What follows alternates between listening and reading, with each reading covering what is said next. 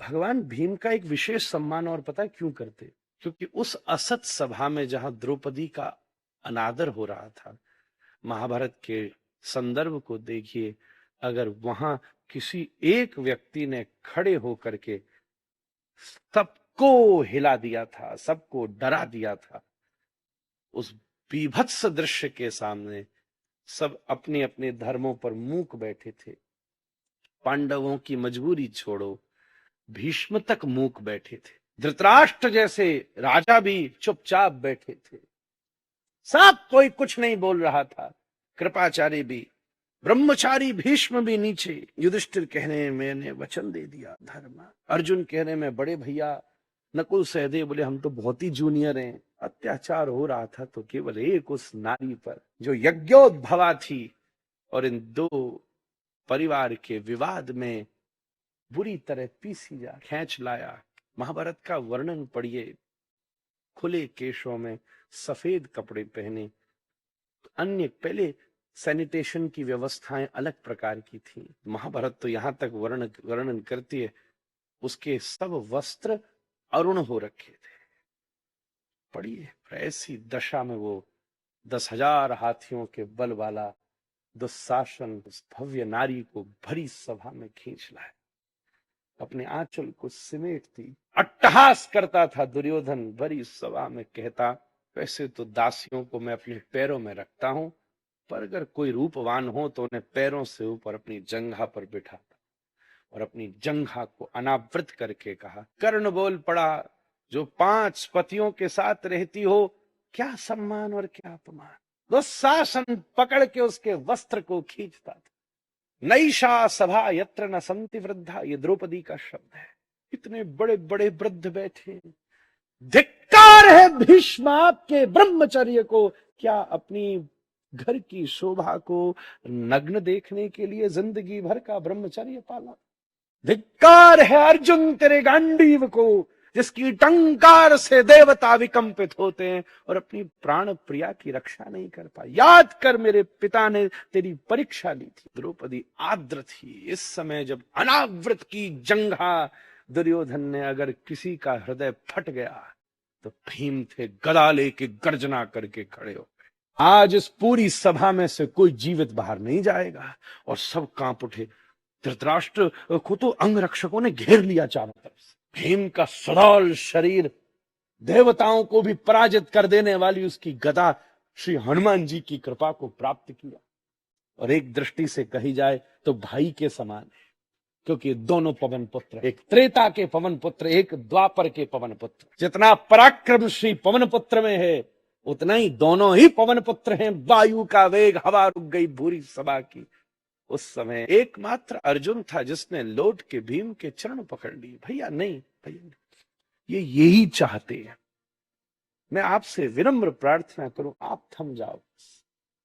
ये यही चाहते हैं। हम भाइयों का संगठन ही हमारी सामर्थ है। ये संगठन जिस दिन टूट गया, उस दिन कौरव खुद जीत जाएंगे और हम खुद हार जाएंगे। और ये इसीलिए ये लीला कर रहे हैं शुरू से कि हमारा संगठन टूट जाए। बड़ी सभा में हम साथ बैठे, ये इनको सहन नहीं। घर में कितना भी मतभेद क्यों नहीं हो, जमाने के सामने भाई भाई को साथ ही बैठना चाहिए। दुनिया में किसी की औकात नहीं कुछ बिगाड़ ले। अलग बैठते ही संद लगने लगा। श्री कृष्ण दूर बैठे इस नजारे को देख रहे। यज्ञोद्भवा, वो याज्ञ सैनी जो श्री कृष्ण की सखी है, क्योंकि ये दोनों अप्राकृतिक पुरुष हैं। द्रौपदी कोई नारी नहीं है। किसी सूर्य की खिड़की से आती हुई किरणों को देखते हो, यज्ञ सैनी है। हाथ में जल लेकर के छोड़ दे तो पूरी पृथ्वी प्रज्वलित हो जाए। महाराज यज्ञोद्भवा है। श्री कृष्ण तो फिर भी अपनी मां के गर्भ से पैदा हुए, पर ये कृष्णा किसी गर्भ से पैदा नहीं हुई, यज्ञ कुंड से प्रज्वलित हुई है। हाथ पाम जो, भैया आप बैठ जाओ, थोड़ी देर की बात। मुंह मोड़ करके भीम पीछे बैठे, जलते थे अंदर। आज मेरा बस नहीं चल रहा, पर मैं एक प्रतिज्ञा लेता हूं, जिस जंगा को अनावृत करके तू मेरी प्राण प्रिया का तिरस्कार कर रहा है, एक दिन शरीर से उसी जंघा को अलग कर दूंगा, मैं वचन देता हूं। श्री कृष्ण झूम गए। महाराज वाह, ऐसा होना चाहिए। ठाकुर जी द्वारिका में बैठे इस पूरे नजारे का दर्शन करते थे। सत्यभामा जी सामने बैठी चौसड़ खेल रही थी। एक चाल चलते, फिर उधर उधर देखती, उछल दूसरी चाल, हाँ रुक रुक। सत्यभामा कहती आप इतने डिस्ट्रैक्टेड क्यों? बोल पड़ी, मैं क्या बताऊं, आज भरी सभा में यज्ञ सैनी को नग्न करने का प्रयास हो रहा है। बोले तुम्हें पता है तो तुम करते कुछ क्यों नहीं हो? ठाकुर जी बोले करने को मैं तैयार बैठा हूं, पर वो कैसी विमूढ़ा है, उन्हें पुकार रही है जो बचा नहीं सकते, उसे नहीं पुकारती जो बचाने को बेसब्र बैठा हुआ है। सत्यभामा ने अपनी कृपा दृष्टि, जब तक स्वामिनी की कृपा न बरसेगी तब तक जीव के हृदय में प्रीति के कुसुम कैसे खिलेंगे। सत्यभामा ने अपनी कृपा कोर का प्रकाश किया। सुधली जो गोपाल द्रौपदी करे पुकार, श्याम रो सुध लीजे गो। ठाकुर जी मुस्कुरा गए, वाह। खमा के अपनी पीतांबरी फेंकी जोर से। और यहाँ सबसे महत्वपूर्ण बात है, महाभारत वर्णन करती है, जिस समय याज्ञसेनी को स्फूर्ति हुई ना श्री कृष्ण की, जब वो आंचल उसका ढका था तो यूं पकड़ के खड़ी थी, खींच रहा था दुशासन एक तरफ से, धिक्कार है दुर्योधन, धिक्कार है धृतराष्ट्र। पर जैसे सत्यभामा की स्मृति हुई, कृपा हुई, देवी की, प्रिया जी की कृपा भई, और जैसे श्याम सुंदर का स्मरण हुआ ना, उसकी मुद्रा बदल गई। क्योंकि ठाकुर जी के चरणों में झुका जाए ना, फिर पूरा झुकना चाहिए, फिर क्या पकड़ना। उसने दोनों हाथ छोड़ दिए महाराज, और दोनों हाथ ऊपर उठा करके ऐसा दुशासन ने, ठाकुर जी ने घुमा के अपना पीतांबर ऐसा लिपटा है। बड़े बड़े राजा बैठे थे, सबके आगे साड़ी का गट्ठा लग गया। थोड़ी देर में खींचता खींचता दुशासन थक कर नीचे गिरा। विदुर अपने आसन से खड़े हुए, ए पांडवों और कौरवों, मूर्खों, अब तो देख लो ये क्या हो रहा है। अंधे राजा, ये द्रौपदी की साड़ी नहीं खिंच रही, मेरे श्याम सुंदर का पीतांबर खिंच रहा है। साड़ी का छोर पाना की ताकत सबके पास है, पर गोपाल के पीतांबर की छोर तो आज तक ब्रह्मा और रुद्र किसी को नहीं दिखा जाने। उसी दिन से द्रौपदी नित्य भीम को प्रणाम करती थी, रोज, क्योंकि कृष्ण तो परम पति है, प्राण पति। और अगर उस दिन उस पूरी मर्यादा बहुत जरूरी है, पर कभी कभी तो उसको भी सर्वधर्मान, कभी तो ये नौबत भी आई जाती है ना। ठाकुर जी सामने खड़े हो और तुम सोचो, कभी कभी किसी घर जाओ, भूख लगी हो और वो कहे नहीं हमें पहले पूजन करना है, फिर आरती करनी है, ये सब औपचारिकता जहर लगती थी अच्छी जब सामने नहीं थी। द्रौपदी रोज भीम को प्रणाम करती और रोज गोपाल से प्रार्थना करते, श्याम सुंदर इनके ऊपर कृपा रखे।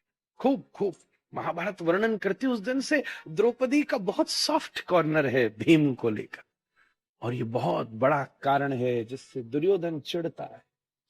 उस दिन भरी सभा में यही एक था जो नहीं मेरे बस। द्रौपदी उस दिन सदा कृष्ण की थी, कृष्ण से थी, इसलिए वो।